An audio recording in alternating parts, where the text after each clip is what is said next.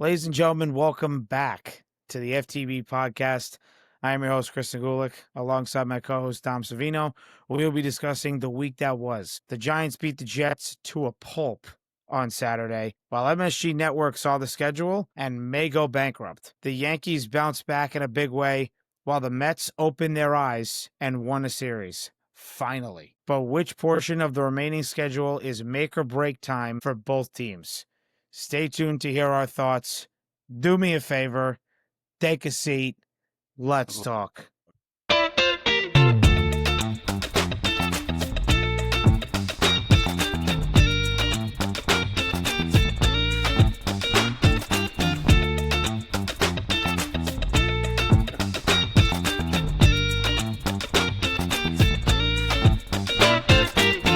Oh my God. Big weekend for you, huh? Dude, no voice. I'm tired. I mean, I got home 11:15 at night last night, getting home from North Carolina to Atlanta, then to that god-awful airport, JFK. I mean, that airport is so bad. What happened? What happened? What didn't happen is the real question. The I landed. construction. Yeah, I mean, listen, there's a ton of construction. That's what it used to be at LaGuardia. For the folks who aren't too familiar with the New York airports, LaGuardia is now better than JFK. For years, at least during me and Dom's childhood, you'd always want to go to JFK. You never wanted to go to LaGuardia. Now it's completely different. It's just swapped. Now it's swapped places. And it's just, I mean, baggage claim there, Dom. I mean, nobody knows what they're doing. There's nobody working. You know, you look around, there's no staff.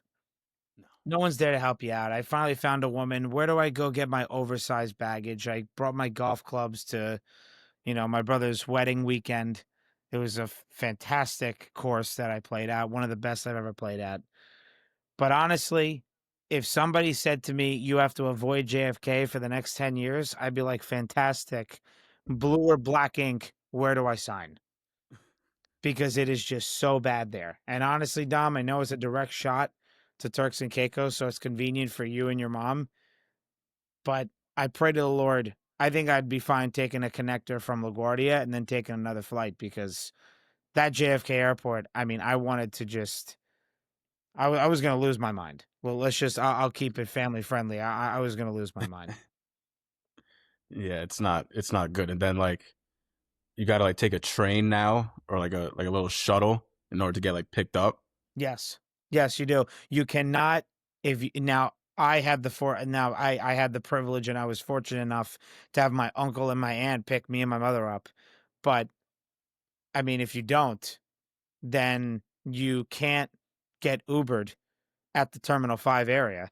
You now have to go somewhere else to get an Uber. Fantastic. More inconvenience. I'm already not getting inconvenienced as it is to wait over an hour for just 2 pieces of luggage. Whatever. How was your weekend? That's enough out of me. I worked. Worked. It was good. It was busy. It sucked that it rained on Sunday, which was yesterday, but Yeah. it happened. It happens. No, listen, my weekend was good. The wedding was great. Beautiful area, fantastic venue. It was awesome. Can't believe it's over now. My brother's finally married, but Congratulations, Nick.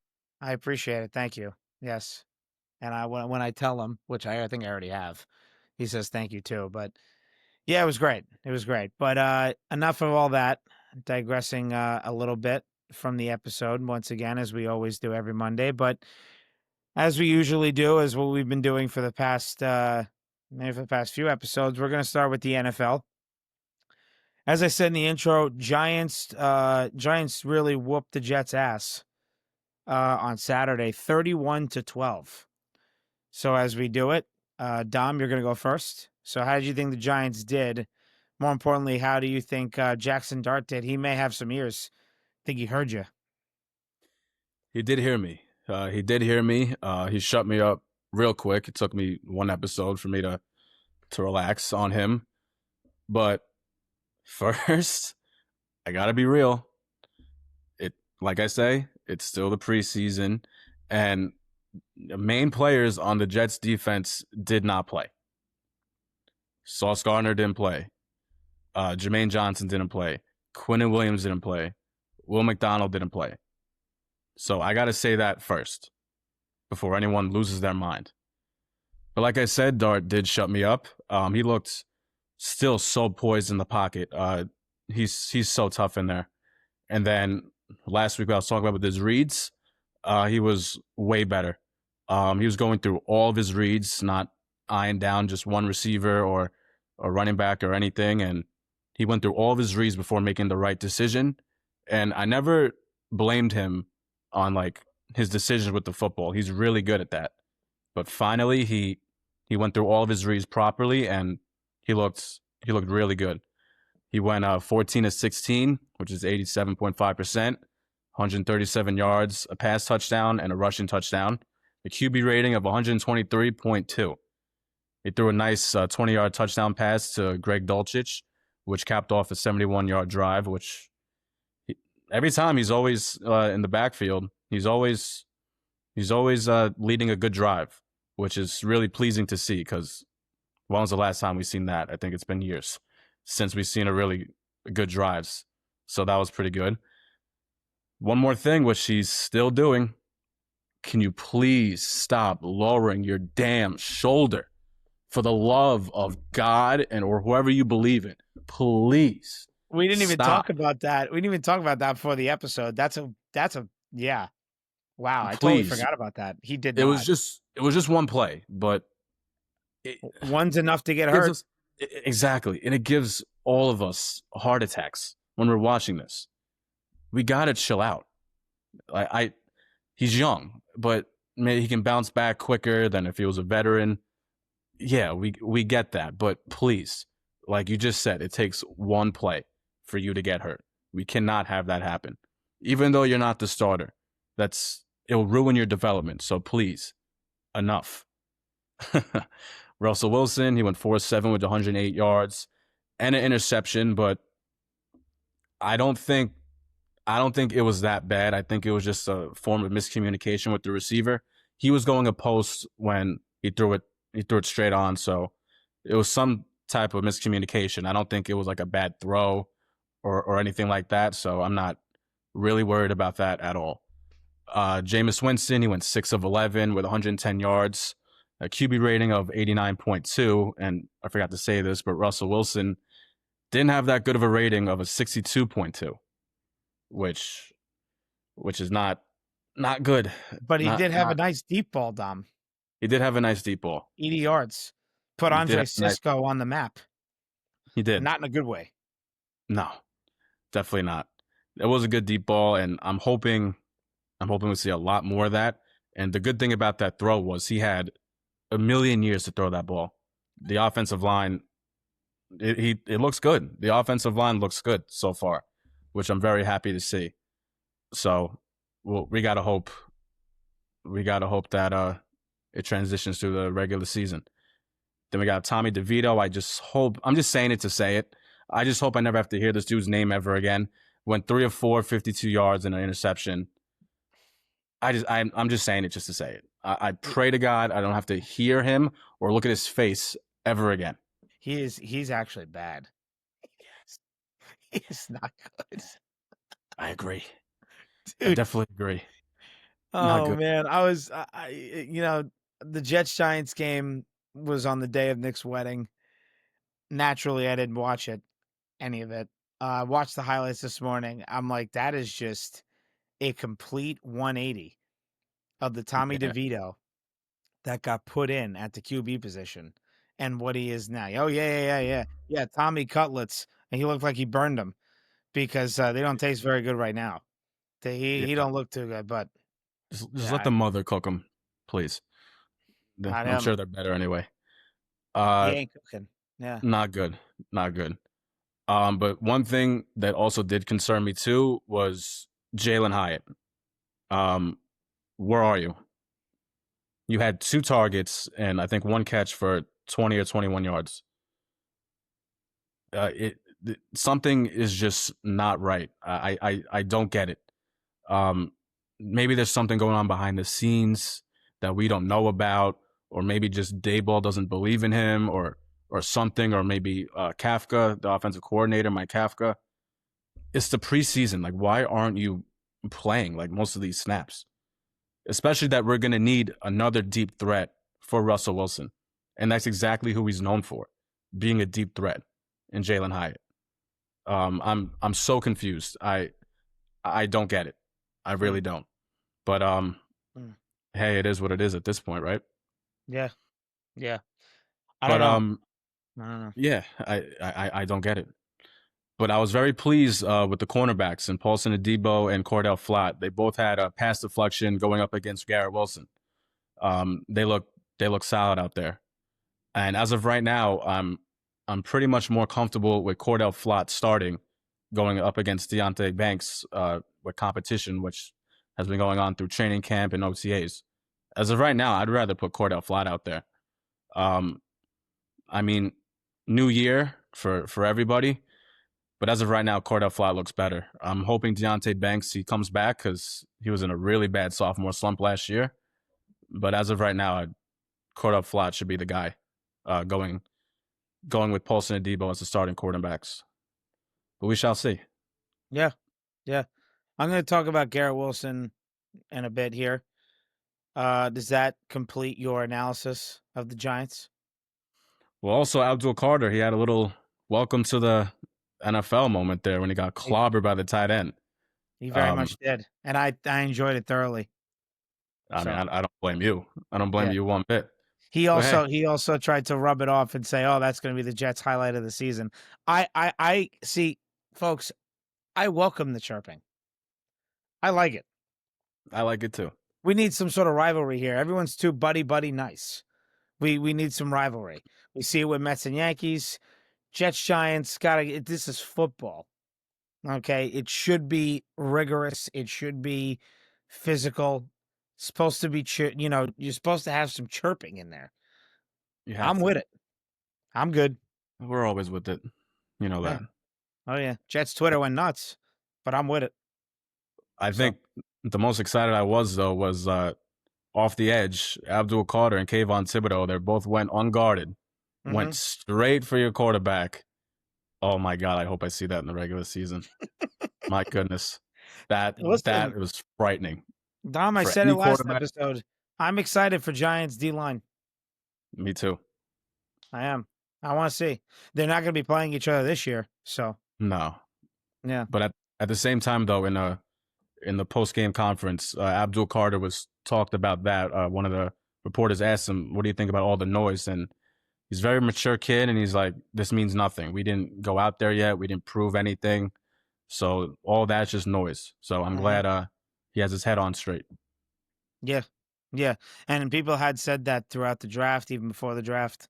He's a pretty, he's mature beyond his years, is what a couple of analysts had said when the draft was going on. So yeah, that's the Giants in a nutshell for that game. The Jets looked like pure garbage. I mean, there's not, any way else to put it. There were a couple of good bright spots. I'll get to them, but to start off the offense, I'll give Dom the credit. I can't really take it because he's the one who said it before I did. The Jets had one drive, and it was a 12-play drive. They had 10 runs. Right at So 10 what times. am I trying to say here?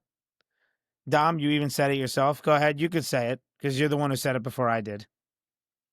Well, one of the things I did say was it seems like that they're going to try and run like a Baltimore Lamar Jackson type of offense, Yeah. which I mean it could work. I mean, you got some good running backs in your backfield. I mean, but you got to spread it out evenly though. I mean, Yeah. especially with Garrett Wilson and then whoever your wide receiver 2 is. Oh, don't worry. Don't worry. I'm getting to that. Yep. So that was one drive. 12 plays, 10 runs. So this is going to be a running team. I mean, I think Aaron Glenn put that out there, months ago. Justin Fields had just a terrible performance. 1 for 5 passing, 4 yards. Nice. I could do 4 that. yards. He had a passer rating of a 39.6. So, yes, I know it's preseason. Me and Dom have been reiterating ad nauseum that we don't want to overindulge. We don't want to keep on harping about, the performances of preseason because it is only preseason. But that didn't look good. Brady Cook actually had the best passer rating out of the three. That just tells you it wasn't a good game. 105.9, 6 of 11 passing, 74 yards, and had a passing TD that, by the way, was a god awful pass. That was a great catch by Skinner, Quentin Skinner, who I am going to get into in a bit. Adrian Martinez, 12 for 21 passing, 114 yards, one interception, and a 52.5 passer rating. Not good. Braylon Allen, 7 carries for 34 yards. Longest run was 11. Brees Hall, they were pretty much the same. 7 carries for 26 yards. Longest run was 12. So they both equally did well. So no disparity there. No difference. Donovan Edwards, not as good. I would say 8 carries, 21 yards. His longest was only 7.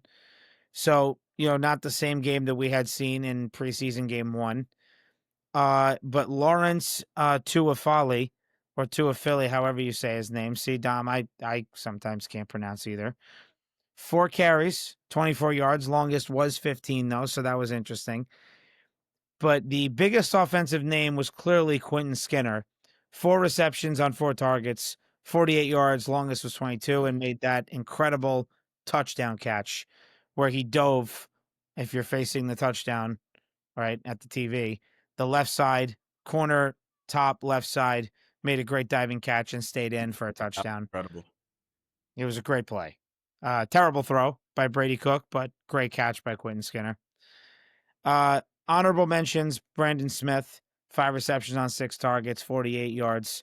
Longest was 20. Arian Smith, okay, as I said weeks ago, he was a guy that I was going to be looking out for in training camp.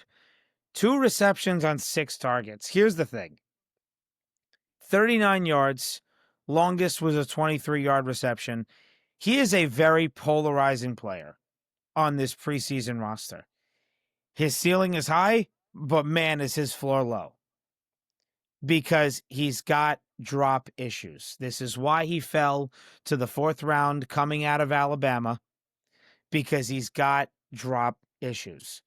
He has the potential to run fantastic routes and burn the quarterback, the cornerback, but dude, you gotta catch the ball. I mean, if you can't catch, you can't play. It's that simple.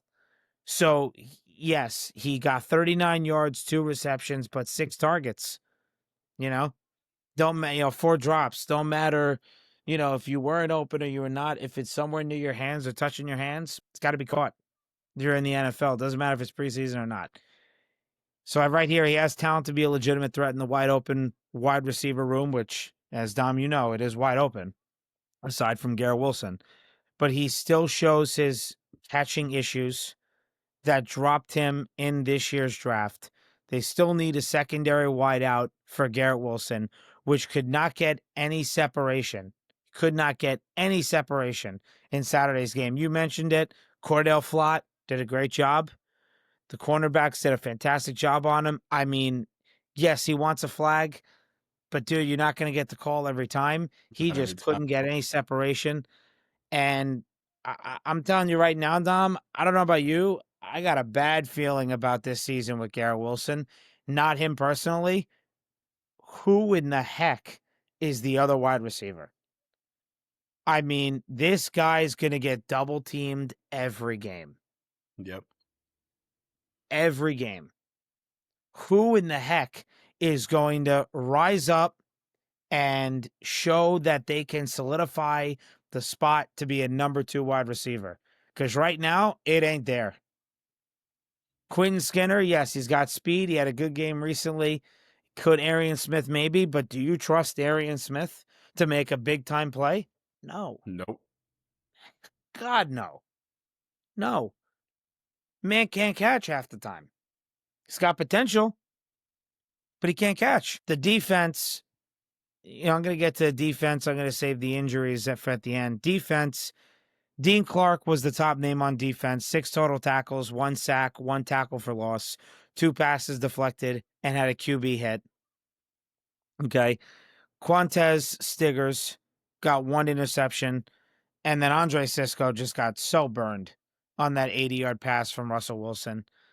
And I forget the name. I believe it was, I think they call him Bo Collins. Bo Collins, yeah. He was a free agent signing, rookie Hmm. free agent signing.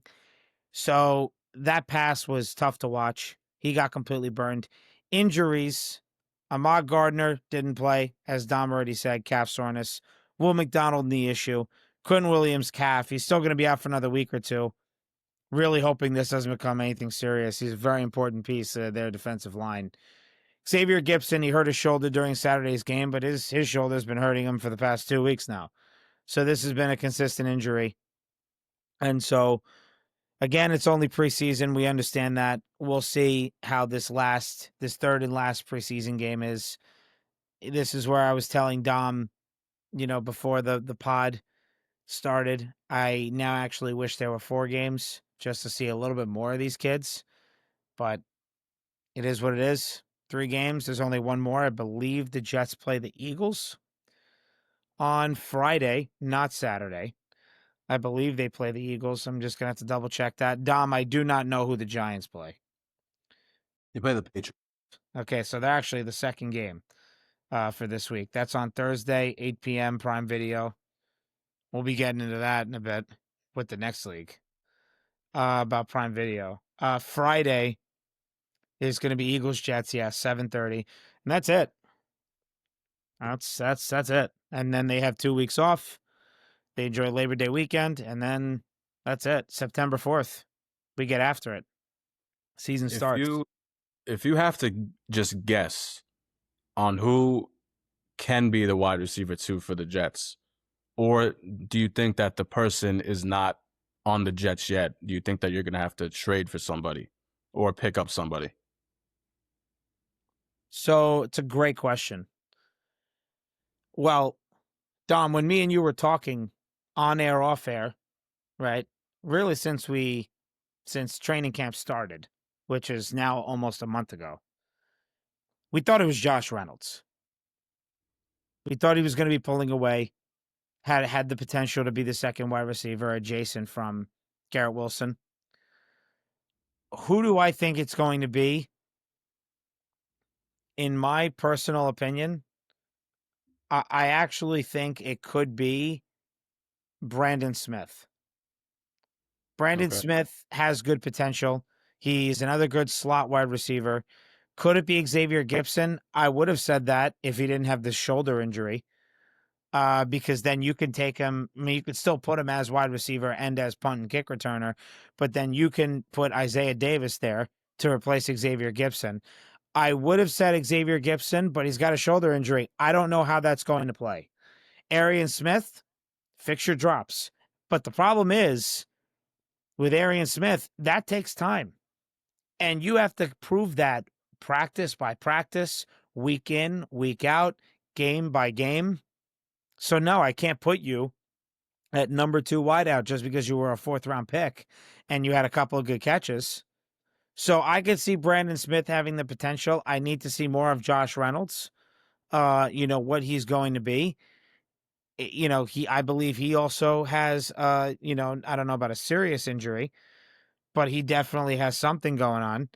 And he just hasn't really proved to me at all that he can be a legit, wideout, adjacent from Garrett Wilson. So as of right now, I just think it's going to be Brandon Smith. I think he's the best thing. Quentin Skinner, he could, but he's not. He's extremely raw, and I don't Mm-hmm. see Aaron Glenn just dropping the clipboard and saying, "Okay, go ahead, you're the number 2 wide receiver." So if I had to put money on it, I would say it would be Brandon Smith. Alan Lazard, I don't even want to hear about that guy. Alan Lazard, God no. So I don't want. I mean, do you when someone says Alan Lazard, Dom? I mean, what do you think? Aaron Rodgers, Packers. Yeah, okay. So That, exactly, yeah, he ain't definitely here not. no more. So, I mean, I think Brandon Smith is a safe answer. I think that's who's going to, because again, OTA's training camp, we thought maybe Josh Reynolds, but I don't know. I just don't see it. I think Brandon Smith has the best shot. So, Awesome, but because if Josh Reynolds comes into his own and he really proves it, then great. But that's my answer. I had no clue, so I had to ask that question. Could we trade for a guy? Yeah, we could, but I'm not going to look too far into that. It's a little too early. I don't even know Yeah, who would really be available. I mean, I know you have the Terry McLaurin stuff going on. that would be. Oh my god, that would be Uh, incredible. I mean, Just wouldn't the, it be? It just the would, thought. but I don't know, man. It's it's tough. It's tough to say. I would love a Terry McLaurin as the number 2 wide receiver. That'd be great. You know, they still have problems over there in Washington, but I don't know. Who knows? I don't know if the Giants. I don't know if they could trade. I mean, he'd be even good for the Giants. He'd be good for the Giants or the Jets, Terry McLaurin. But I don't know who the Giants would trade Like, for. I don't really know who their wide. I mean, who do you think their wide receiver 2 is going to be? it's probably going to be Darius Slayton. That Um, was going to be my answer. they just re-signed him, and also like he's been on the team for years now, and he's like proven his worth. Like he used to have really bad drop issues, and he's gotten a little better with the drop issues. Hey, Little that's the better. same. That's the same with Arian Smith. If he could fix the drop issues, he could be a number 2 wideout. Yeah, so And it'll and be and Malik him. Neighbors has a little bit of a back problem right now. That scared me a little bit, Dom, when I read that. Yeah, I mean, he's I always don't getting know. these little injuries, like with the Nagging back, injuries. I know. toe. Just I know. I don't know. Yeah. I don't know what he has to do, but he has to fix something, either in the weight room or his diet or something. Yeah. I don't, I was also trying to look at, Terry McLaurin's contract situation because once I said his name, I was trying to think, okay, is it plausible for the Jets or Giants to take on his money? Yeah, see, Definitely. 3 years, 68. I mean, it's yeah, see, rookie extension, 3 years, 68.364. Yeah, see, he's got this year and then he's got a void. He's a free agent after this year. 15.5 million is the base salary. Yeah, I don't know. I don't know. I don't want to get too ahead of myself. The season hasn't even started yet. We'll see what happens for the rest of the preseason and the month of August of what the Commanders want to do with Terry McLaurin. But that would be a great pickup for the Jets or Giants for sure. Absolutely. Yeah, I mean, without a doubt, especially with how we both said Garrett Wilson can't do it all, Malik Neighbors can't do it all. They need another option. It's imperative. So Another thing that yeah, Wandell Robinson has to stay healthy too. yes, I know. He's a good receiver. He's a The very thing good receiver. is, the thing is, Dom, is that can the tight ends, frankly, for both teams, like the Jets tight ends, can they be a big option? Like, is it going to be a Travis Kelce option with Pat Mahomes? No, but you're hoping that a tight end can take on the responsibility and get the reps and be able to accumulate a lot of receptions. But time will tell, really, on that of what the tight end position is going to be for Jets and Giants.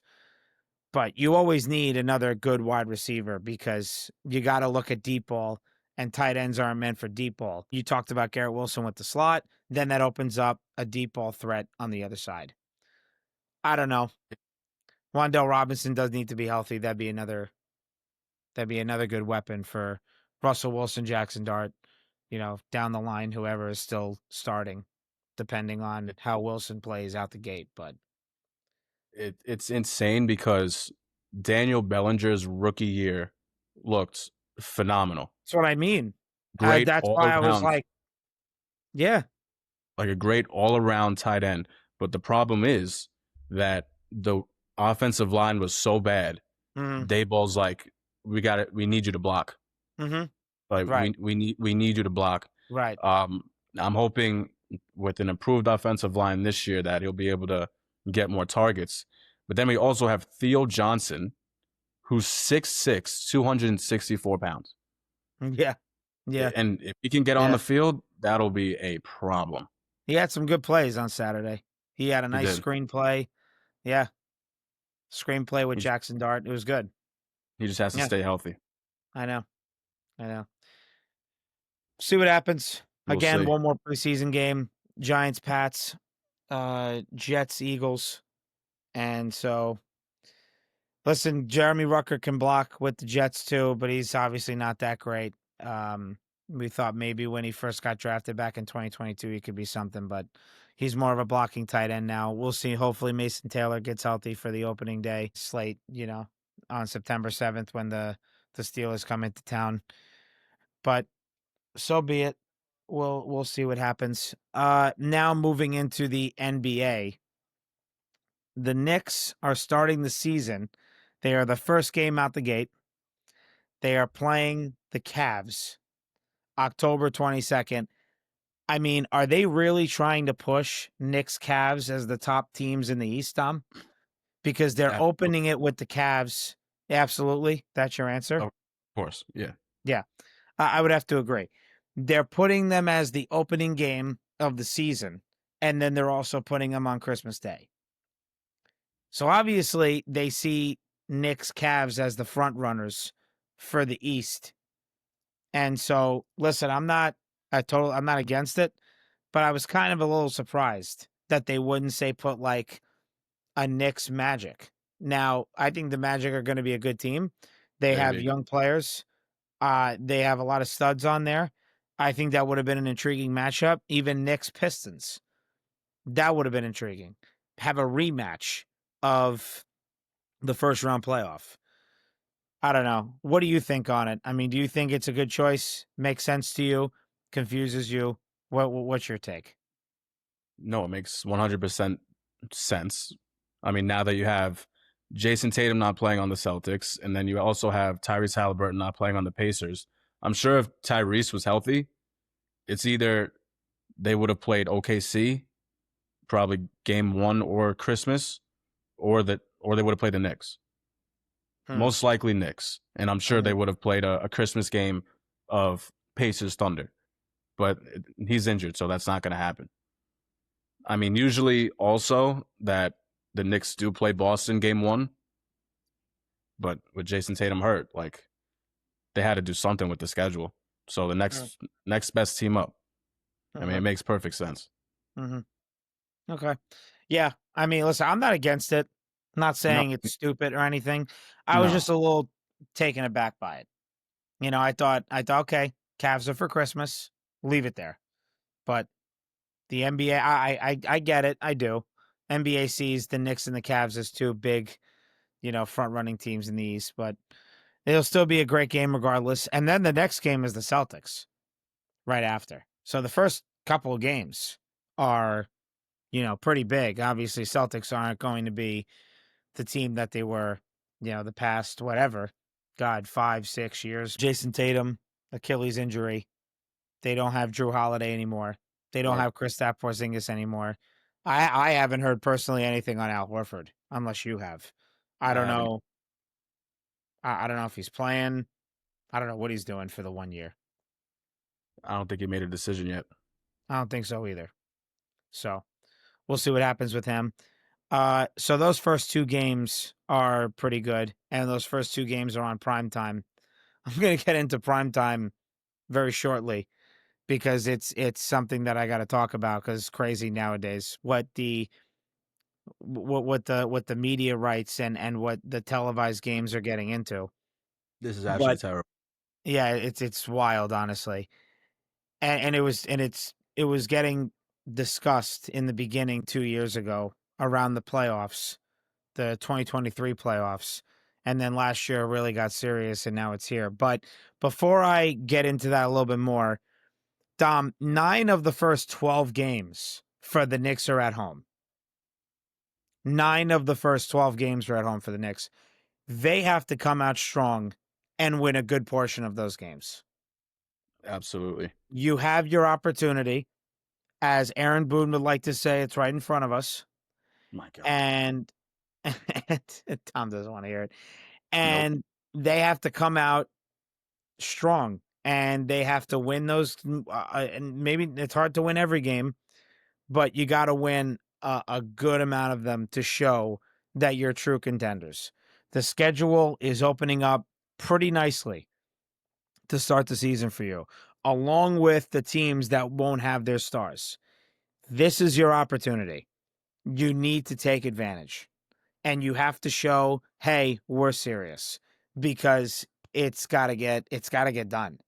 I mean, you got to show the league, and really more importantly, forget about just the East. I mean, we've been talking about how strong the Western Conference is the last few episodes, or really ever since we started this podcast, for Christ's sake. We Yep. have to this is it. The Knicks have to show us fans why we should spend $250, $300 a ticket to go watch them play at MSG. I personally believe this is our last chance because 2 years ago against the Pacers, you know what? We were right there. We thought, all right, we got this. Then everybody got hurt. All right, like that game 7, like Knicks fans, they were like real Knicks fans. They were not like upset at all. I felt like the city was like, you know what? I'm really proud of this team, and it was just a great time to watch them all year, and they gave it their all. Like I don't think any real Knicks fans were just like so mad that they didn't win Game 7. That like I wasn't personally. I was like, you know what? It is what it is. They showed us who they're going to be in the future. Then this past season, I thought we had it. I mean, I think every Knicks fan thought like we were going to the finals. We're going to the finals. This can be our year. It's going to be really tough. I mean, because we lost against OKC, I think almost every time this No, it past was every time. every time. So It was. we're like, all right, it's going to be a battle, but we're at the finals. Like we did it. Like at least we made the finals. That's 2 strikes right there. This is the Knicks' time. This is our time to go to the finals and win it. Yeah. I listen, I thought we had a very good shot of getting to the finals before the 2-minute and 35-second collapse in Me game too. 1. Once that happened, I was like, yeah, I don't know what the heck they're going to do now, because it's very, very hard to come back from something like that. But I don't know, Dom, if this is the absolute last chance. I don't want to see it that way, just based on when we talked about all of the starting 5 players that are now locked up contractually with the Knicks, all that money. I'm not going to say that just yet, but I can tell you, if they don't take a stranglehold of this season and how everything's laid out for them, yeah, it'll start creeping into my mind. I'm not going to lie. I'll be transparent, as I always am. So, yeah, I mean, we'll see. But the opening slate of the first 12 games of the schedule is, and I think it's favorable. Is every game against a bad team? Of course not. The NBA is growing, and the teams are getting stronger, which is great because everybody wants to see competition.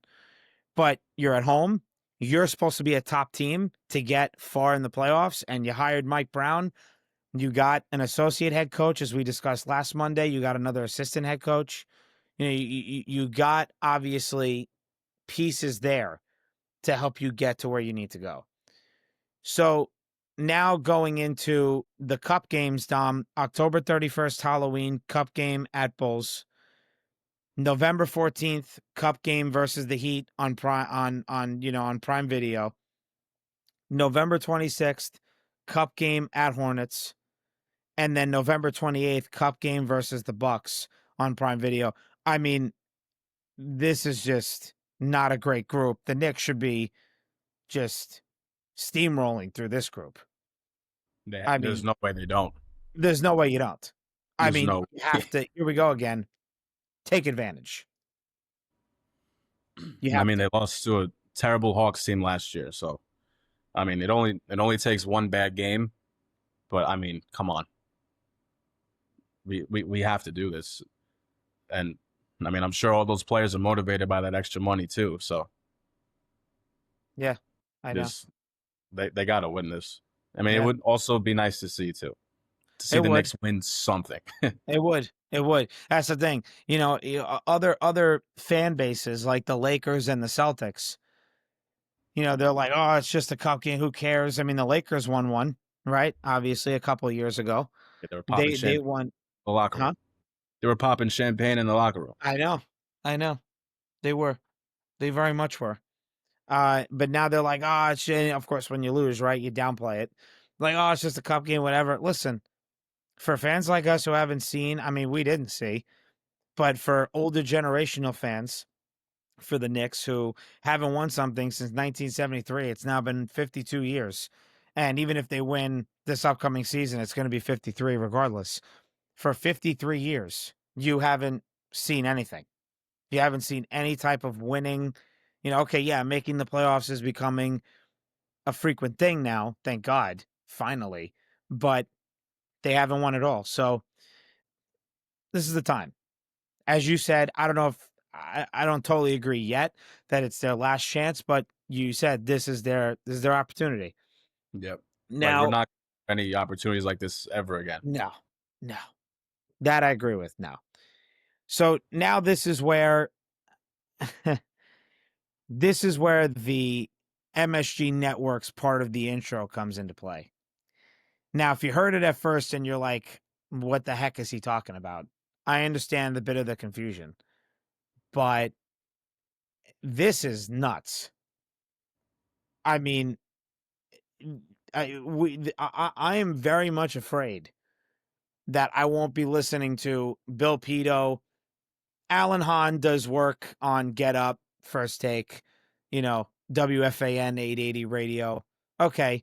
You'll hear him, but Wally Zerbiak, Bill Pito, I think they are fantastic, hosts, analysts, broadcasters, pick one, all the above. I mean, Dom, did you see the schedule of how many games are on primetime are on subscriptions? I saw like the I saw like the schedule for like the week, but no, I didn't see that. I mean, it is remarkable. It is absolutely December 19th. It's Prime Video versus the Sixers. I already told you the first two games are on primetime. Yeah. Okay. It's the Cavs, obviously, on ESPN. Then the Celtics game October 24th on Prime Video. Then one of the Cup games, the Heat, on November 14th is on Prime Video. Oh, I'm sorry. The other Cup game on the Bucks is on Prime Video. December 19th, Prime Video versus the Sixers. Christmas Day game, obviously, on ABC and ESPN. January 2nd against the Hawks, Prime Video. That's at home. January 5th at Pistons on Peacock. January 15th at Warriors on Prime Video. January 19th, MLK Day versus Mavs on NBC or Peacock. January 24th at Sixers on ABC. February 1st versus Lakers on NBC. I'm now going to get into the month of February, okay, because this is the most insane to me. There's 12 games because, of course, there's the All-Star break. There's only 12 games in the month of February. Dom, only 4 of them are on MSG. Yeah, you told me that. 4 That's of them. just February 1st versus Lakers on NBC and Peacock. February 4th at home versus Nuggets, shout out Kennan, on ESPN. February 6th at Pistons on Prime Video. February 8th at Celtics on ABC. February 11th at Sixers on ESPN. February 19th versus Pistons on Prime Video. February 21st versus Rockets on ABC. February 24th at Cavs on NBC or Peacock. I mean, how in the world is MSG Network going to be making money? I, I I'm I saying, don't have an answer. I'm I saying, don't have I an have answer. no idea. I mean, they got to pay off a loan. They have that big loan that they got to pay off. I mean, how in the world are these local broadcasts going to be making money? I mean, there is no way MSG Network is going to sustain. I mean, they have some giants broadcasting, they do some giants analysis. They obviously, but their Knicks, is the main thing, right? They used to do the Mets, and then they went to SNY. They used to do some of the Yankees, then they went to Yes Network. I mean, the Knicks is their main source of revenue. So now Adam Silver is taking all these games and putting it on primetime television on these subscriptions. I mean, it's honestly sad. It's sad for us, but it's even more sad for, once again, the older generation who watched a lot of the Knicks play on MSG Network. It's the only place I ever want to watch a game. Exactly. And now I even wrote here in bold, read the rest of the schedule for MSG bankruptcy reasons. I mean, if you go down, I stopped at March 1st. I mean, going past the end of the month of February. Okay, February 27th, that'll be on MSG against Milwaukee. But then March 1st, Spurs, 1 p.m. game at home, ABC. Okay, then MSG gets the away game against the Raptors. Congrats. March 4th, OKC at home. You know that's going to be on prime time. That's on ESPN. Then MSG, then ABC, Peacock, MSG, Prime Video, NBC or Peacock.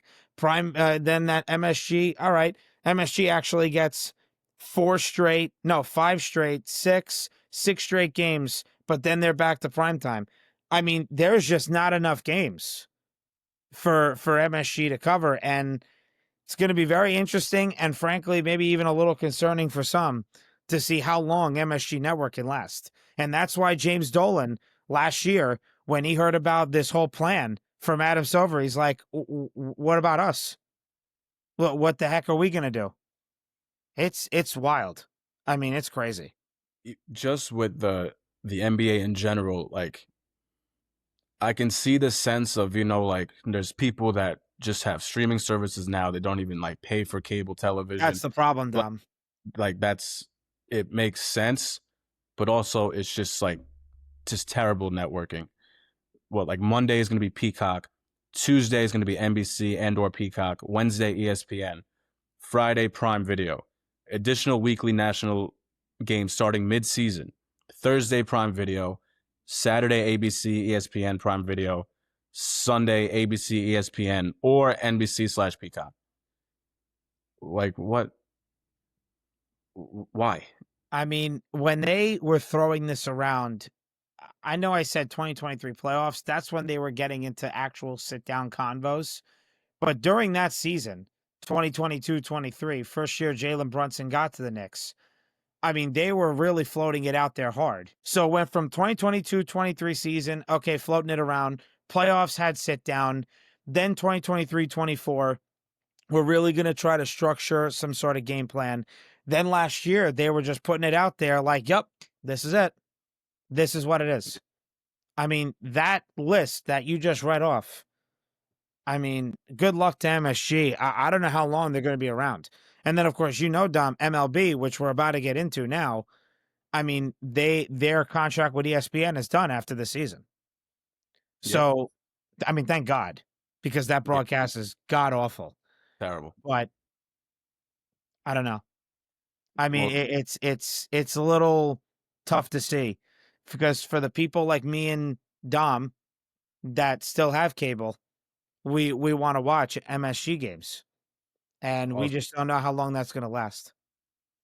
I mean, like everyone now has a million streaming services: Netflix, Hulu, maybe like even like the YouTube Premium. What like I don't know. There's so many of them. Like now, the people that don't have Peacock, like now you gotta get another subscription. But one thing I sort of am interested in is I still don't know like what Michael Jordan's role is with NBC. Like Supposed to be an if he's analyst, on TV talking about basketball, I would love to see that. of course. Like That is the benefit. You make a good point. That is the benefit. Melo's supposed to be on as well. Yeah. Like it will be good people, but I mean, still, I would rather watch MSG over anything. I know. Which is a shame. Yeah. No, it'll be a good list of guys being an analyst, a good round table of guys just giving their insight, especially the ones who, played for a long time and had fantastic careers. Talking about one guy, Michael Jordan, that obviously is revered as the best basketball player ever. Obviously a lot of arguments on that, and it'll never end.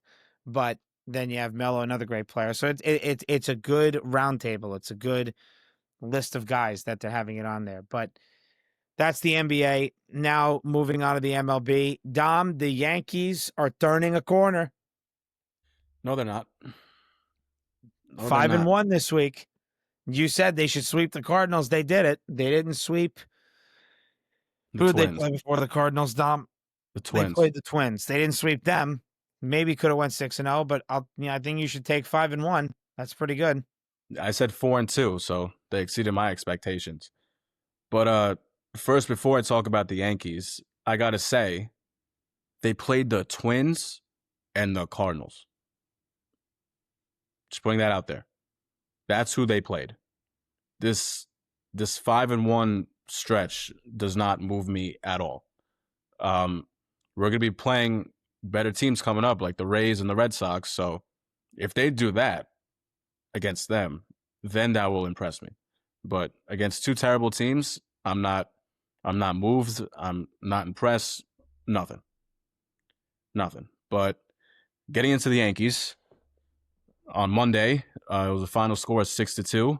Home runs by Jazz, Ben Rice, Stanton, and Bellinger. Ryan McMahon had a double, and Will Warren, who's been pitching great as of late. In this game he had 6 2/3 innings with 3 hits, 2 runs, and 7 strikeouts. I mean, he's a rookie, and he's been really impressive. So I'm happy to watch him play. And then final score 9-1 the next day on Tuesday, which I went to that game, and it was just complete dominance all around. Homers by Judge, Volpe, and Stanton. I mean, I think Volpe knew that I was in the stands because he wouldn't hit a home run otherwise. But that's not the point. Rodon, though, was completely lights out. 7 innings pitched, 1 hit, 1 run, 5 strikeouts, and 2 walks. And then Jazz had a triple in the 8th inning, which was really cool to see live. The crowd was going nuts. And then this is where the normal disappointment comes in with the Yankees. Final score 4-1. Wednesday was just horrendous. They only had 5 hits, and then Cody Bellinger only had a solo home run, and that was the only run scored. Cam Schlittler, he did pitch well, though. He struggled the past 2 starts, but he pitched good this one. 5 innings pitched with 2 hits, 1 earned run, 6 Ks, and 2 walks. And then what ruined it was, what's his name? Yerry? I think his name is Yerry De Los Santos. Terrible. He didn't even get through the inning. 3 hits, 3 runs, didn't even get an out. That's how we lost the game. Oh, boy. So terrible. But like I said, I'm not going to be moved by any of this. And I'm not surprised either that they lost the game against a terrible team. A team that they should sweep. Nope. For some reason, they don't want to do it. It doesn't make any sense to me. And then the next series, going against the St. Louis Cardinals, who is also another god-awful team. On Friday, they had a final score of 4-3, doubles by Ryan McMahon and Ben Rice, which he's a double machine, Ben Rice. He is actually our hottest hitter right now. And I'm so glad that he's able to catch because Paul Goldschmidt can play first, and obviously we have Stanton DHing. So, I mean, I know it's a little difficult now with Aaron Judge still not really being in the field. They got to, rearrange the lineups and everything. But once everyone's healthy, I'm glad that Ben Rice is going to be catching and not Austin Wells.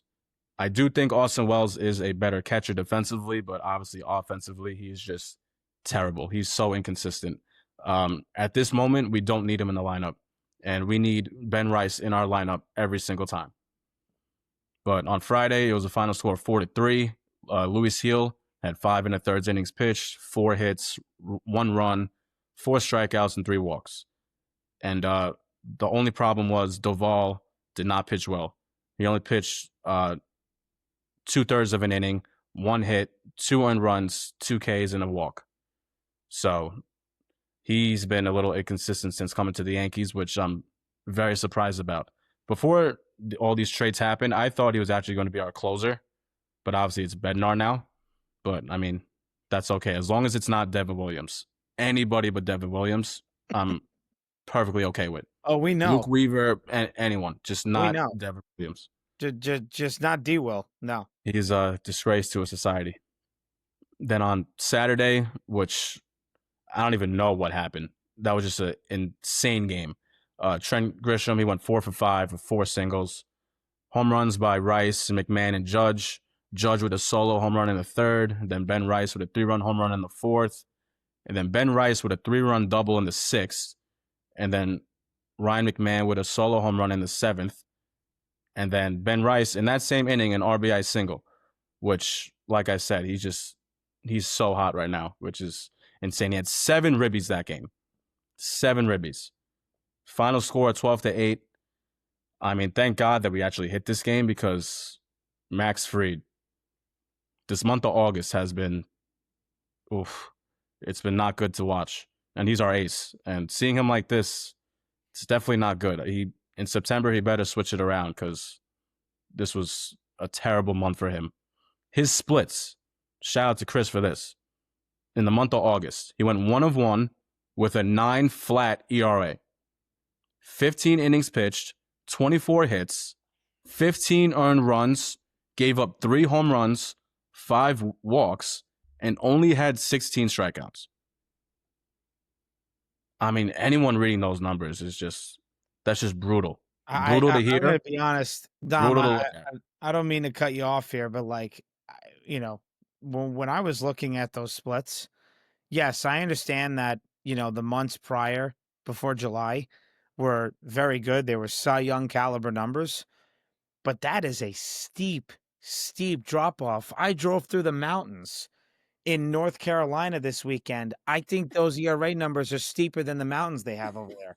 I don't even know how the heck that happens. I'm like, how do you go from a 0.82 one month, a 1.91 another month, and then go to a 5.54 in July, and so far the month's not over yet, a 9.00 right now in the month of August? What do you think is up? Do you think he's injured? Do you think he's hurt and he's not telling somebody? It's very possible. That's what I said last episode. I think something's going on that You did. That's right. You did. So that's the only thing because it doesn't make sense. It does not make sense to me. I really can't think of anything else. I mean, I'm not like a pitching guru, so I don't know if it's anything mechanically or anything, but it has to be injury. It doesn't make any sense how you're going to be so good in the beginning of the season and then having a 9 flat ERA in 1 month. Doesn't make sense to me. I don't know. But he needs to get it together. And it's not like we're playing like crazy teams. Not playing at all. The Cardinals, the Twins. I mean, we did play the Astros, which they did improve after the trade deadline, but still, like this is just brutal to watch, like I said. And then the last game was yesterday, was Sunday. The final score 8-4. Paul Goldschmidt went off. He went 3 for 5, 2 doubles. And then Bellinger had 2 ribbies. Jazz, 2 for 3.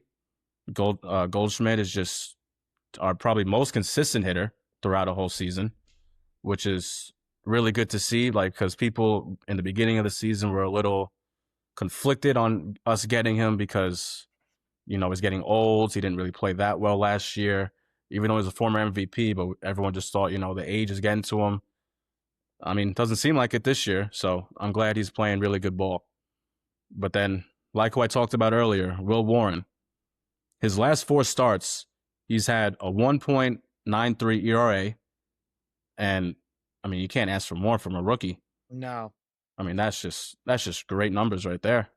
Damn. And then this game yesterday, he had 4 2/3 innings pitched with 6 hits. While he was playing, he got 3 runs scored on him, but only 1 earned. 3 strikeouts and a walk. I mean, what else can you ask for in a rookie? I mean, that's really good to me. I'll take it. I'll take it any day of the week. I mean, and also another good thing that Devin Williams, it seems like he's our 6th, 7th inning guy now, which Aaron Boone listens to me. Thank God. I'm glad he watches the podcast. Finally, he's not closing. And look at it. He's having good numbers now. He's having good numbers. He's under pressure. He's even under pressure in those situations in the 6th or 7th inning. He's pitching good. He needs to stay there. I don't care if it's an off day for somebody. He cannot be in a 9th inning, 8th inning, 10th inning game anymore. He can't. I lost complete faith in this guy. And I think every single Yankee fan has, unfortunately, but he's given up way too many games. It seems like I'm watching Clay Holmes all over again, to be honest with you. Don't even And that's your problem now. So yeah, thank you. okay with me. Is that supposed to be the transition into my? I don't know if this one is a rant, Dom, but is that a transition to the Mets or? I mean, that seemed like a pretty good one. Yeah, It seemed like a all pretty right. good. Well, if that's your capper, screw you. But honestly, you know what I wanted to say, but I'll keep it PG. So thanks for it's not even a word, but I'm going to use it. Thanks for douchily transitioning it into the Mets. I just made that up, but Mets go 3-3 on the week. Lost the series to the Braves. I just don't understand the problem with playing the Braves. They suck. Win the series. Yeah, they're pretty bad. Anyway, including a 9-run 4th inning last Wednesday. I was packing for my brother's wedding, and they're up 6-0, and I'm like, okay, this should be good. It wasn't. I'll elaborate on that in a bit. Won the series against the Mariners. That was an intriguing series to win. I was very shocked. The Little League game was actually great to see, honestly. I think they did a great job with that personally. That was nice. Yeah, that was really I was cool. watching it while I was flying home from Atlanta. Won the series against the Mariners. That was intriguing. Mariners came into Citi Field hot. They have a good record right now, and their pitching's been pretty good this year. 13th best ERA in the MLB, while the Mets shockingly sit 8th, but let's be real, they don't go very far in the games anyway, Dom, so they don't have that much, opportunity to screw up their ERA. In regarding the pitching, David Peterson gave up 6 earned runs last Wednesday. Clay Holmes gave up 5 earned runs last Tuesday. Okay, Kodai Senga gave up 2 earned runs in 5 2/3 innings pitched last Thursday. Not bad, but here we go again. The guy just doesn't get into the 6th inning, as does neither of them. In that game, the one last Thursday, Helsley gave up 2 earned runs. I'm going to mention him again. That's why I just mentioned him now in that specific game. I'm going to be bringing his name up again. Sean Manaea, 5 innings, 4 earned runs on Friday. That was a really bad bullpen game that Friday. I remember I was not watching the game, obviously, and I was constantly getting updates from my friend Jordan, and they ended up blowing it. Ryan Helsley, 2 earned runs. We're only recording 1 out. Not good. He has not looked himself fully yet. These past few outings, Dom, have been a bit of a struggle. 2 1/3 innings pitched, 4 earned runs. That's just not Ryan Helsley standard. Brooks Raley, 3 earned runs, only recording 1 out. So same thing, basically repeated Helsley in that game. Frankie Montas, I mean, I episodes ago I made that reel about how I should have my mother's cat pitch. I may have to bring that back if I have to see Frankie Montas pitch for this team. They moved him to the bullpen. Just get rid of him already. We know he's not going to be utilized if they make the playoffs. Just get rid of him. He stinks. Okay, 2 innings, 1 earned run, 3 hits, 2 walks. Guy just flat out sucks. Still waiting for him to get DFA'd. Literally wrote that in the script. Anyway, however, the Mets then went on to win the last 2 games and take the series from the Mariners. Saturday winning 3-1, Sunday winning 7-3. Nolan McLean Day. It was honestly a great day. Brother was getting married. Nolan McLean pitched. At least Stearns did something for me. And it was my brother's wedding day, and Nolan McLean pitched. They DFA'd Paul Blackburn, take care, to make room for Nolan McLean. McLean, all he did was just, lights out performance. Basically proved to them I should have been here a while ago, and I agree. 8 Ks, okay, 4 walks, but first he probably has some jitters. MLB debut, it happens. I think he'll be perfectly fine. I ain't worried. No runs on only 2 hits. Okay. Screw the extra year of team control. Where the heck was this guy? Oh, that's right. Collecting dust and rusting away in AAA. Should have been up here a while ago. Mets could be 2 or 3 games out of the division lead instead of being 5 games behind the Phillies. I mean, if he had pitched sooner, I just don't get it. Brandon Sproat should be pitching fairly soon as well, since the Mets don't have an off day. They're off tonight, but after tonight, they're not off until the day after Dom's birthday, September 4th. So do the math. Dom's birthday, September 3rd. September 4th is their next off day. I'm going to be discussing a little bit about that coming up later. Okay. Jonah Tong did great in his AAA debut. Dom, 5 2/3 innings pitched, only 3 hits, no earned runs, 2 walks, 9 Ks. Kid is going to be a stud.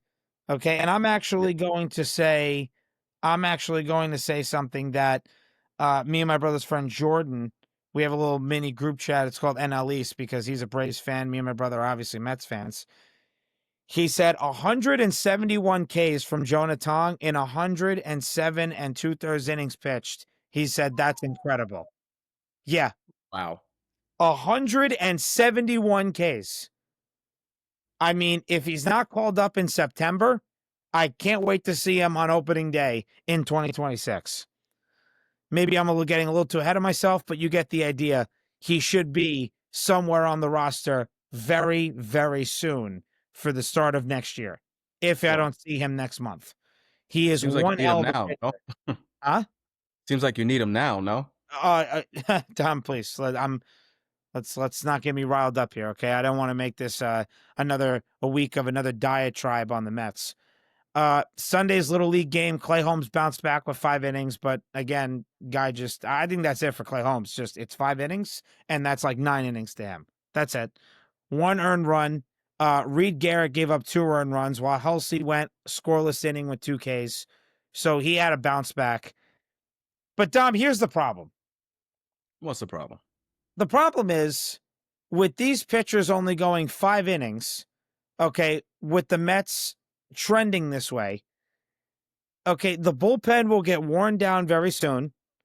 The Mets, as I said already, do not have another off day till September 4th. Again, I'm going to be mentioning it one more time in a bit.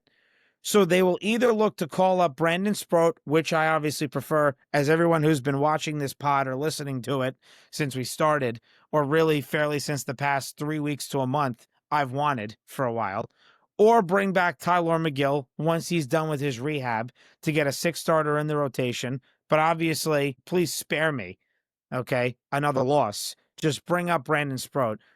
But the bullpen is getting a bit exhausted here, Dom. Here's some numbers for the listeners, okay? Reed Garrett in the month of August, 7 games pitched, 7 innings, 6 earned runs, 3 dingbats. It's the new word I generated a couple weeks ago for homers.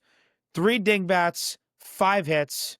Ryan Helsley, since being acquired on July 31st, 8 games pitched, or 8 games played, 6 innings pitched, 9 runs, 5 earned, 9 hits, 4 walks, and a solo dingbat.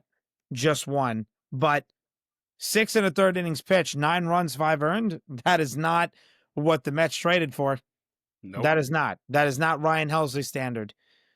Brooks Raley just gave up 3 earned runs on Friday. He hadn't done that since he came in middle of July from his Tommy John surgery and his rehab, as I wrote here, which is very much unlike him. But the Mariners are a good team. So really, you only have Gregory Soto and Tyler Rogers in the bullpen who are holding it down before Edwin Diaz, who, mind you, Dom, even himself hasn't been himself. He's given up 3 runs, 2 earned, 5 hits, and 2 dingbats in 5 1/3 innings pitched in this month, in the month of August. So do me a favor. Can you at least toe the rubber in the 6th inning? at least. I mean, I know like I got to treat you like children. We got to slowly progress into things, but at least toe the slab in in the 6th inning. This was according to Anthony DiComo on Twitter. On August 13th, he posted this. The Mets have received 594 and a third innings from their starters this season, which ranks 27th in the MLB. Here's that date again, Dom. Since June 13th, this is why the last episode I said that was the time where it was doom and gloom for the Mets. Since June 13th, a span of exactly 2 months, because again, he posted on August 13th, they are dead last in that category of how many innings they've received from their starters. They simply cannot keep doing this and expect to win consistently. I totally agree with him. It's just, there's going to be no winning streaks if your pitcher can't go more than 4 or 5 innings. It's just not going to be possible. There's no way. Okay. Now, here are a couple of good things recently. In August, Lindor has a 1.068 OPS with 4 homers and 12 RBIs, was just named NL Player of the Week. For that week, he went 14 for 25, a 560 batting average, 3 homers, or 3 dingbats, as I like to say it now, 7 RBIs, a 1.647 OPS. Soto, a .951 OPS with 5 dingbats, 9 RBIs, who just joined the 30-homer, 20 stolen base club this past weekend. Alonso, 1.063 OPS with 6 dingbats, 19 RBIs, who just got to 100 RBIs this past weekend, and it's only mid-August. So kudos to him. He'll be opting out of his contract after this year. Francisco Alvarez in August, honestly, great numbers and good for this kid because he needed it. 341 batting average, 8 runs, 14 hits, 4 doubles, 3 dingbats, 11 RBIs, 4 walks, a 400 on-base percentage, a 659 slug, and a 1.059 OPS. Thank the Lord, because I needed Alvarez to show me something, and he's been showing me something, and he was even batting 286 in July when he got called up from the minors on July 21st. So those are some good things, Dom. That's all fine and well, but if the starting pitching can't go longer in games to then strengthen the bullpen, the hitting won't matter. Because as Dom, you know, I know, a lot of people do, pitching is what carries teams in the playoffs. Absolutely. So if you can't pitch, what good is it if the team scores 5 runs? Doesn't matter. It's a domino effect. The thing is, the Yankees are the same way. I mean, Yeah. you got Devin Williams coming in the 6th inning. Yeah. But that really shouldn't be a thing. I'm glad that he's pitching well in that inning or inning and a half that he's pitching. But like you said, I mean, the bullpen's going to get tired too. Yeah, it is. And I mean, we'll talk about it later, but in a little bit. But the Yankees have a really tough September. Yes, they do. Especially at the beginning. Yeah. We're going to talk about the remaining schedule for both Mets and Yankees in a bit. And, we have a special segment for that we generated today. But first, just a quick thing. I mean, Rob Manfred, you're an idiot. Oh, we knew that already. Yeah, but you know why I'm saying that right now, Dom? Do you have any idea? No, I don't. No, you don't. I'm glad I'm more than happy to tell you why. The Mets and Yankees can't be in the same division. Can't happen. Oh, yeah. Oh, I saw that. Oh, yeah. Yeah, I saw that. Yeah. Can't happen. That is awful for baseball. Awful. Oh. What in the damn world are we talking about here? You then go from 6 games to then 19 games, essentially, because I know like Mets and Braves, they generally play 18 to 20 games a season because they're within the same division. Then guess what? The excitement, the anticipation, all of that out the window. Then there's there is no Subway Series, really. You could slap the title on it and call it, but it won't feel that way. The realignment, I was looking at it, and I saved it purposely for this segment. Okay? It's not great, I got to tell you. And just seeing Mets and Yankees in the same division Red Sox, Mets, Yankees, Phillies for the East. This is Jim Bowden's proposed realignment. Red Sox, Mets, Yankees, Phillies in the East. Reds, Guardians, Tigers, Blue Jays in the North. Mid-Atlantic, Orioles. It would be Charlotte as an expansion. Pirates, Nationals. Southeast, Braves, Marlins, Nashville would be an expansion, and the Rays. Midwest, Cubs, White Sox, Brewers, Twins. Southwest, Astros, Royals, Cardinals, Rangers. Pacific Coast, Rockies, Athletics, Mariners, Giants. And the West, Diamondbacks, Angels, Dodgers, Padres. No thanks. No. No thanks. No.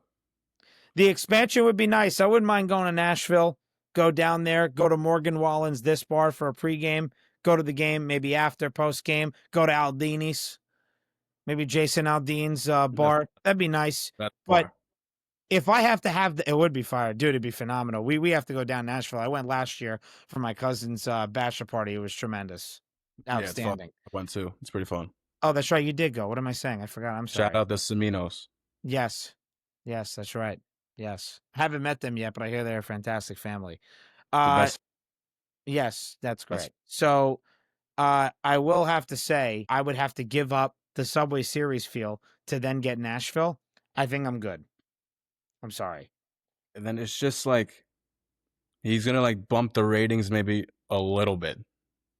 It's not like it's gonna be a drastic ratings change. It's just No. maybe a little bit higher. That's it. No. There's no Again, even me and my brother's friend Jordan, we were even saying he even said it's not favorable for the Braves. It's not favorable for anybody. I will It's not. only be okay with it if that's what the players want. You know, to like Okay. travel less distance. Of course. I mean, it's a long ass season. Right. If the players are okay with it, then I'll be okay with it.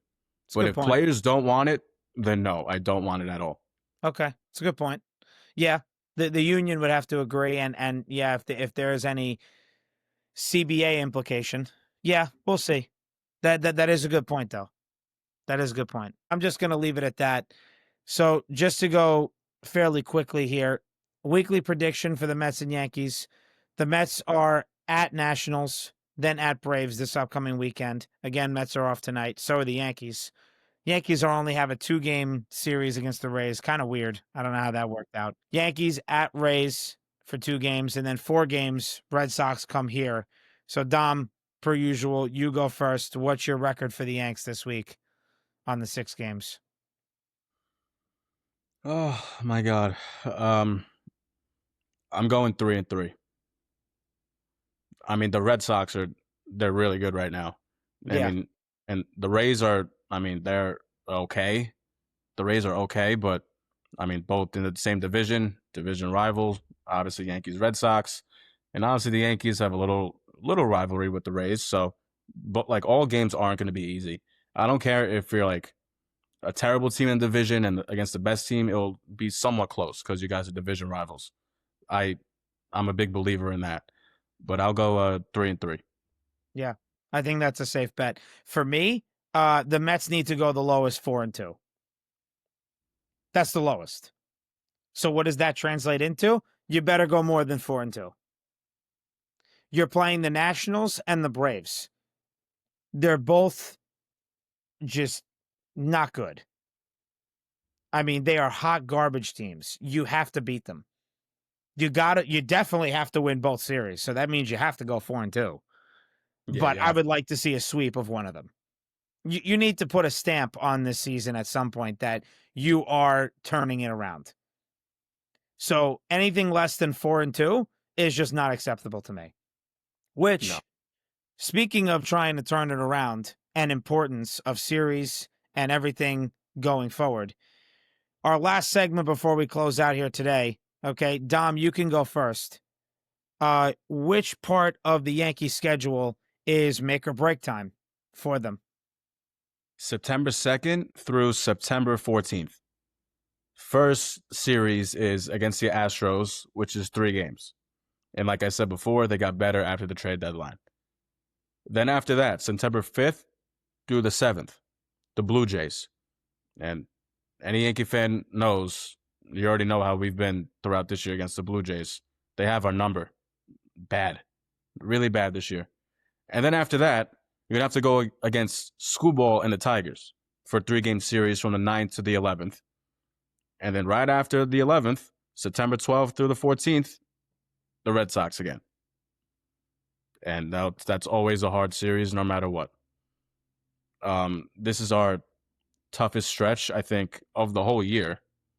And unfortunately, the Yankees are so bad that this will probably make or break us making it into the playoffs. I think that's a solid answer. Dom was going back and forth before we got on air here of where it was going to be, because I agree that, and he agreed, I agree. We both said it kind of at the same time. The Boston series coming up this weekend is very, very important. And the Yankees need to put their foot on the neck of the Red Sox. They're only a half game behind the Red Sox. And obviously, if you look at the wild card race, they're only a half game behind both Seattle and Boston. So, but I think the answer that you gave is the right one. For me, it starts tomorrow. It's August 19th to September 3rd. It's not even a question. So you have, and I'm going to count it again just to be sure. I'm pretty sure it's 19 straight games. Oh, no, it's actually, I believe it's 16. So it's 16 games. So, yeah, that is the time frame that is going to make or break the Mets season. They start out, as we had just said with the weekly predictions, they start with the Nats, then they play the Braves. Both of those games are away in Washington and Atlanta. Then the biggest series of them all, Philly coming to Citi Field. Then Miami coming here. We've beat them, this season, but we also haven't played them in months. We played them 2 of the first 3 series to begin the season. And they're a sneaky team more now than ever. And then you got to go to Detroit and play the Tigers. And really, I mean, if you want to extend it, you could even extend it all the way to September 11th, because they have an off day on September 4th, as I expressed before already. And then the Reds are in play for a wild card spot. They're not too far behind the Mets. They have to go to Cincinnati September 5th to the 7th, and then they got to go to Philly September 8th to the 11th. And then after that, right now, you got to play the best pitching ERA in the MLB, which is the Texas Rangers, September 12th to the 14th, but the Rangers come here. I got to tell you, it's not looking great. It's very, very difficult. Yep. Very difficult. We're both going to be in the mud. Yeah, but I'm talking about a string of games with no off days starting tomorrow to September 3rd will define their season, because really, then they just may get their neck stomped by Cincinnati and Philly if they're not turning it around within that time frame of August 19th to September 3rd. So that's my answer. The Yankees, they have one off day, which is today, and then their next off day is September 8th. That's pretty wild. Is that right? I thought maybe it was September 1st. They were off. You are correct. I read that wrong. Nah, it's easy to slip up because it's sneakish in there. So yeah. It's fine. I almost didn't see it when I first saw it too. No, yeah, that's still insane. But it doesn't, but let's be real. Off days are nice, but Mets had off days. They were still crapping the bed. So this is the big series. You gave yours for the Yanks. I gave mine for the Mets. They got to really figure it out here. This is the make or break time. This has to be the turning point for their season. And it's scary too, because even after that stretch I just said from the 2nd to the 14th, which is the Astros, Blue Jays, Tigers, Red Sox, it should be easy after that. But because it is the New York Yankees, it probably won't. Because then you got the Twins again, which the fact that we even lost a game against them is just absurd. So we will probably lose another game against them. And then we got to play Baltimore, which also suck. But, like I said, rivalry in the same division. And it's the New York Yankees. We got to play them. And then I swear on everything that I know, the White Sox after that, the 23rd to the 25th, you better win every single game. I swear on everything, you better win. Yes. And then you play the Orioles again. And then that's it. Yes. That's the thing, Dom. I can 100% relate to that as a Mets fan, because I mentioned September 5th to the 7th is Cincinnati, September 8th to the 11th is Philly. But then you're playing the best pitching staff ERA-wise in the MLB in Texas at home. September 15th you're off. Then San Diego comes here. They have the wild card spot ahead of the Mets. The Nationals, I mean, they've kind of been on and off. Yeah, the Mets swept them mid-June, but from that point on, that's when they did their descent. Statistically, winning column, everything. So I don't want to downplay the Nats. I'm certainly not going to downplay them in Washington starting tomorrow. No. And then they have an off day September 22nd. And then Chicago, they have to go to Chicago, play the Cubs, and then they finish the season at Miami. Like I said, Miami's a sneaky team.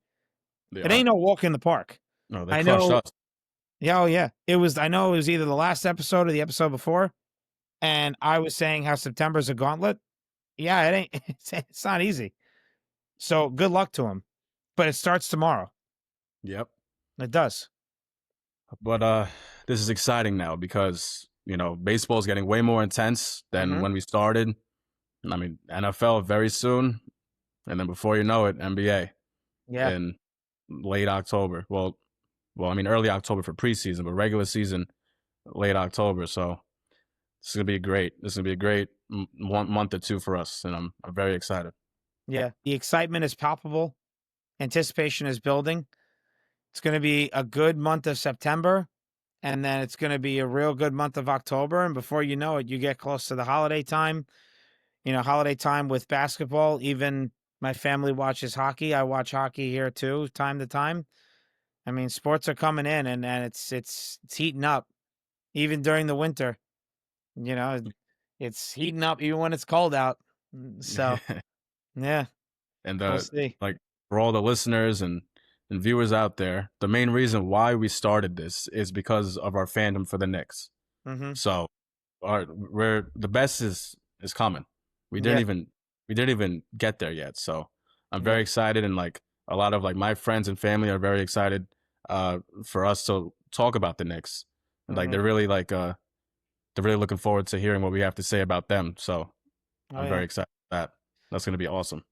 Yeah. I mean, we want all of our sports teams to win, but as of right now, as it stands, the Knicks are easily the most anticipated team in New York sports right now, just based off their roster and who they hired and what they've done in prior years. But Dom, if you have anything else to say before I close out? No, nothing. All good. All right, sweet. Well, that's going to do it for us today. Thank you to everyone for tuning in to today's episode of the FTB Podcast on either YouTube, Spotify, or Apple Podcasts. Be sure to like this episode and subscribe to our YouTube channel so you never miss any of our shows. See you folks on Monday. Peace. Thanks, guys. Appreciate it.